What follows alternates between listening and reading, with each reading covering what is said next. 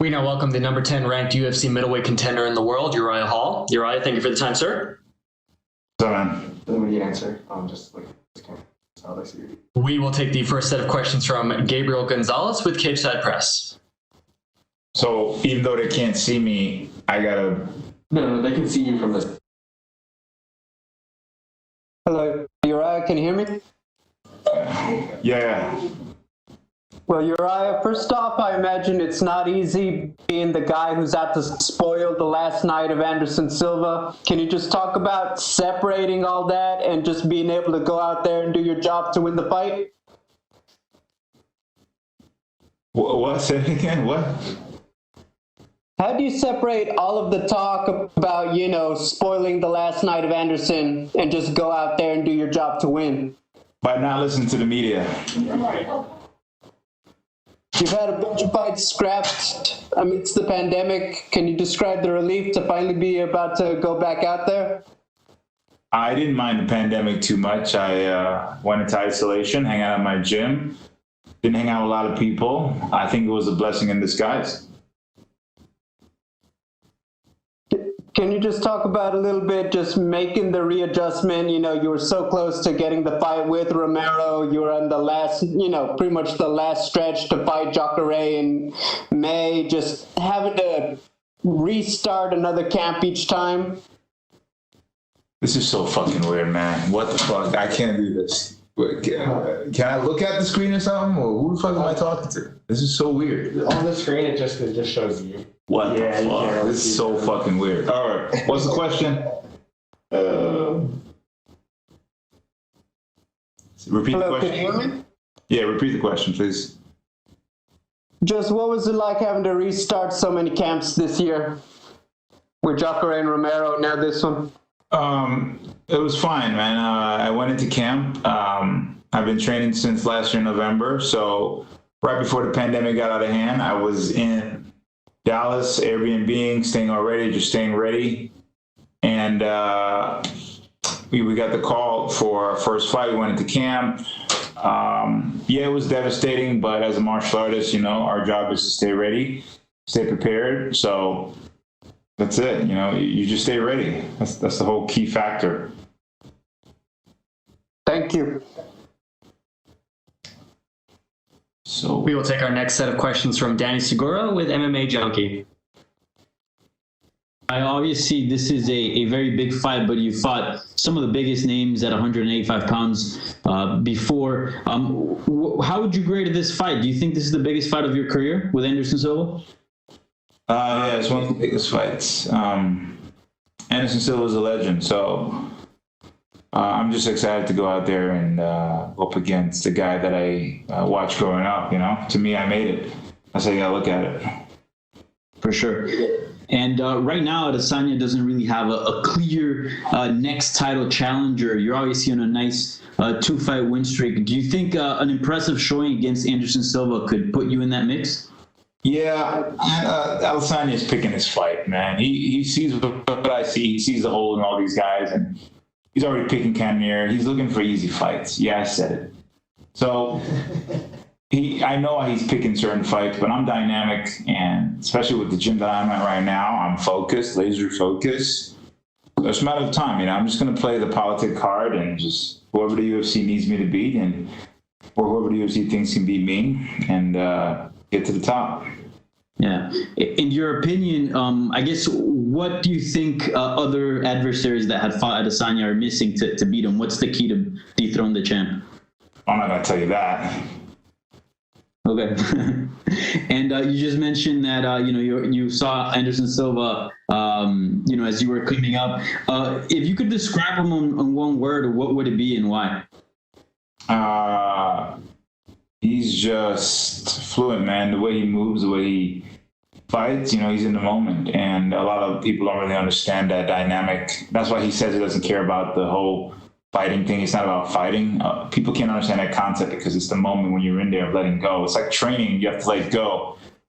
But the problem with that is, when you have refs that don't know their job right, or judges who aren't educated properly, it takes a risk factor in there, and then you're more worried. So you can't really let go. but you can just go out there and fight someone. It's kind of hard to explain, but I know exactly what he's talking about in the martial arts world, because that's all you have in that moment. Those 5, 10, 15, 20 minutes, that's all you really have to really express yourself. So I get where he's coming from. All right, thank you, Uriah. Good luck on Saturday. Okay. We will take our next questions from Bruno Carvalho with UOL. Hi, Uriah. How are you? Good. What's going on? I'm good too. Uriah, what means to you fight against Anderson Silva and probably his last fight?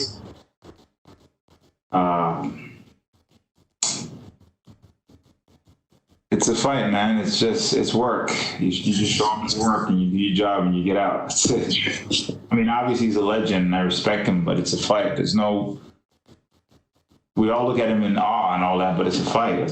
What else do you want me to say? It's a fight. It's like you show up for work.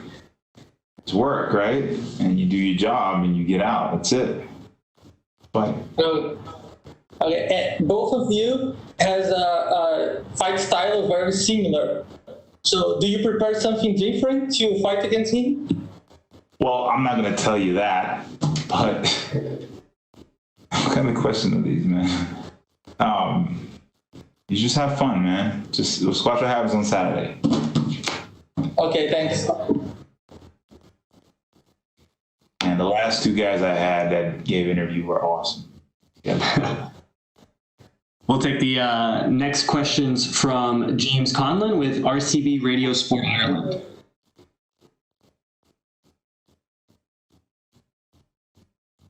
James, please go ahead.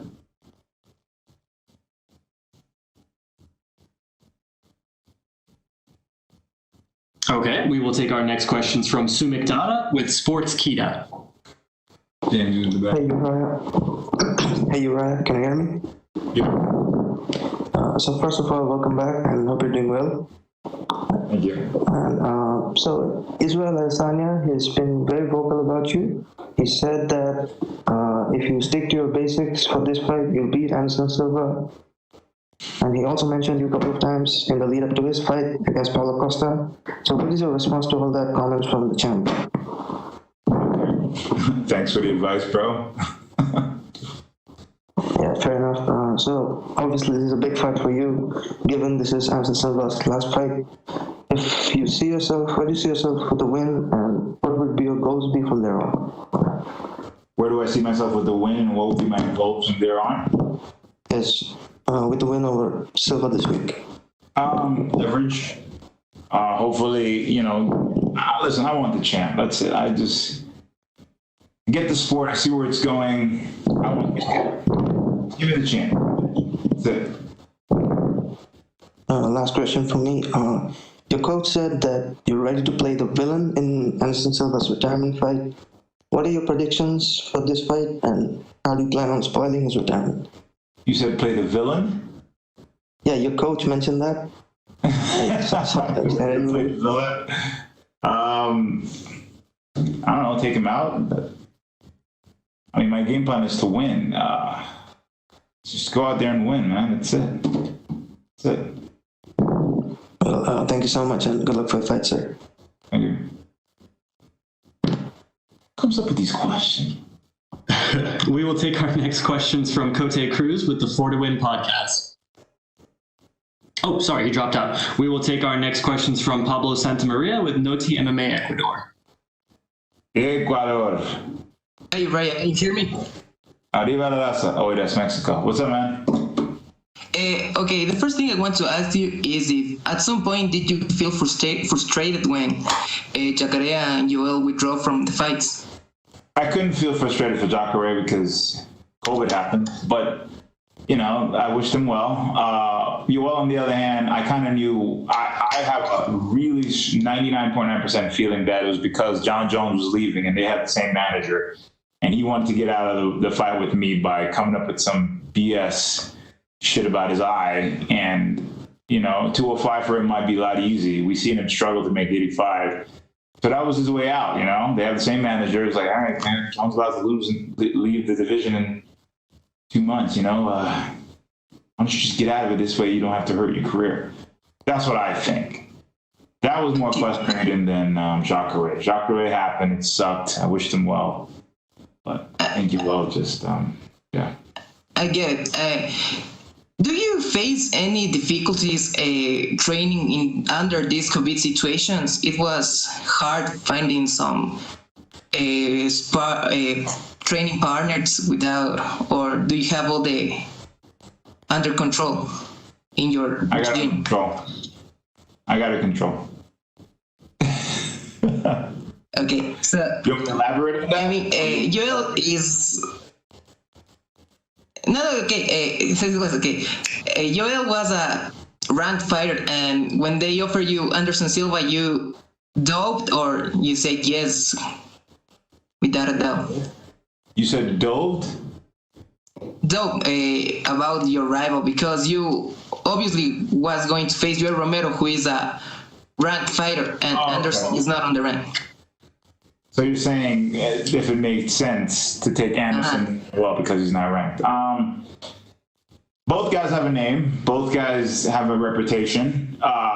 Personally, for me, Anderson has been someone I've idolized for years. So to me, that's a trophy fight. It's a championship fight to me in my mind.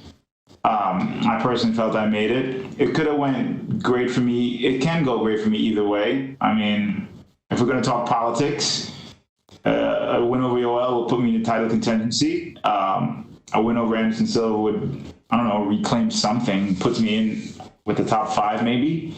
So either way, it's beneficial. Okay, I get it. Thank you very much, Uriah, and good luck on your fight. Thank you. And we will take our last set of questions from Ezekiel Berganzi with Somos MMA. Hey Uriah, how are you? Hey, what's up, man? A lot of Spanish and Brazilians. How do you feel knowing that this fight could put you on the UFC spotlight if you got a very outstanding finish against Anderson Silva, who is probably in his last fight on his career or in the UFC?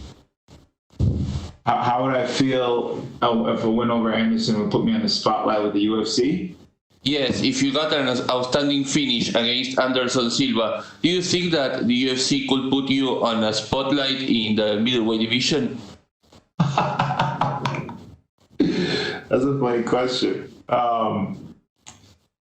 Well, listen, I'm not going to sit here and say the UFC plays favoritism. The way the UFC works, if you do a good job, if you go out there and you talk some shit, if you beat motherfuckers' ass fashionably, you're somebody.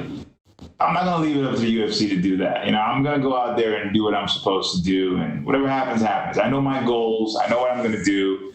I'm not waiting for them to make a decision for me. I'm going to use the opportunity that I have, which is to go up against my opponent. And my goal, the same way his goal is to win. That's it. And after that, you know, I'm looking to gain the top 5.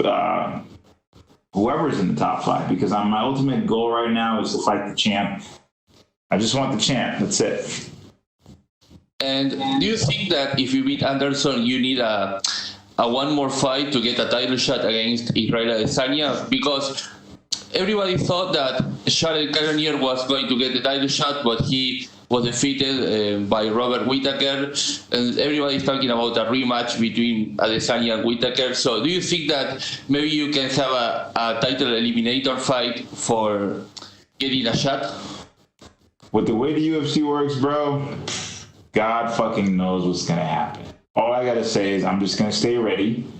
A win over Anderson is always going to be a good thing. Wherever it puts me, if someone gets injured, I'll be ready. If they say, hey, you need to fight this person again, I'll still be ready. If it makes sense, I'll do it. If it doesn't, of course, I'm going to try to fight it. But again, the goal remains the same, is to become world champion. And do you think that in MMA, entertainment is way more important than sports? And what do you think about that? Ooh. I think that entertainment draws a big audience. There's a good and bad with it. It's good because it sells the fight. You go back in time and you look at a guy like Muhammad Ali, of how he sells the fight, how he's trash talking, all that stuff. You want to see him. He's entertaining. He's funny. and then he goes out there and performs his skill set, whether it's Conor McGregor or what's that Kobe dude. And yeah, it brings other people in. It brings fans, like, you know, actors, or broaden the horizon of it. The thing I don't like with that is just it misconstrues a lot of things, where a lot of people don't understand the dynamics of certain fighters, where it becomes picky and choosy. It's like saying the prelims. No one fucking watches the prelims. It's like, who watches the prelims? Unless you know somebody on the prelims. So it generates favoritism. So there's a balance with it. The entertainment is good, but the problem that I have with the media and entertainment system is that, you know, no one cares anymore. It's just, let's just get the story out. We don't care who it hurts. It's almost like if somebody from my team or me get tested positive for COVID, it's like, boom, let's just fucking just, you know, it's like no one gives a fuck anymore. And that's why I have a hard time with the media. I personally, generally hate, and hate is a powerful word, media. So I'm picky and choosy with that. But hey, I can't control it. I'm just going to do my job the best that I can. But yeah, that's it. Thank you, and good luck on Saturday. Stay black. Thank you so much, Uriah. That is all the time we had for you, sir. Thank God.